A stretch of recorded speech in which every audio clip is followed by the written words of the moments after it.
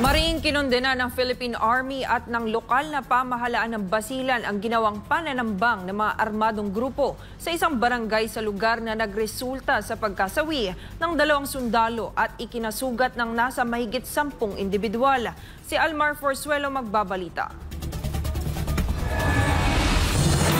Kinundina ng Philippine Army ang ginawang pag-ambush ng mga armadong grupo sa tropa ng militar sa lalawigan ng Basilan na ikinasawi ng 2 sundalo at ikinasugat ng 12 iba pa. Nangyari ang karumalduman na pananambang hapon ng Miyerkules, January 22 sa Barangay Lower Cabengbeng sa bayan ng Sumisip sa probinsya ng Basilan. Sa pahayag ni Lieutenant General Roy Galido, Commanding General ng Philippine Army, siniguro nito na ibibigay ang suporta sa lahat ng mga nasugatan kasabay ang pagpapaabot ng pakikiramay sa mga naulilang pamilya ng mga nasawing sundalo. Ayon sa 1001st Infantry Brigade, ginawa ang pananambang habang nasa lehitimong security operation ang tropa ng pamahalaan bilang suporta sa United Nations Development Program o UNDP. Pagdating ng tropa sa nasabing lugar ay dito na sila pinaputukan ng mga armadong kalalakihan na tinukoy ng mga otoridad na pinungunahan ni Najal Buena at Oman Hajal Halis. Base sa pahayag ng 1001st IB, ang nabanggit ng mga individual ay kilalang notoryo sa pagkakasangkot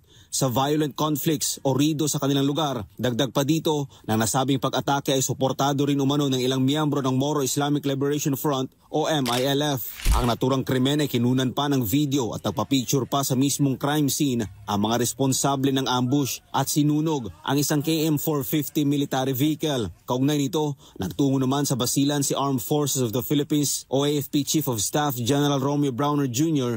upang magsagawa ng command conference. Nanawagan naman si Basilan Governor Jim Saliman sa mga security forces na resolbahin ang naturang issue upang hindi na maulit ang nabanggit na insidente. Sinabi ng gobernador na ito ay isolated case dahil hindi naman anya ito palaging nangyayari sa kanilang lugar. Sa huli, nakikipag-ugnayan na ang Philippine Army sa mga lokal na pamahalaan sa Basilan at sa ibang security agencies upang mapanagot ang mga gumawa ng madugong pananambang.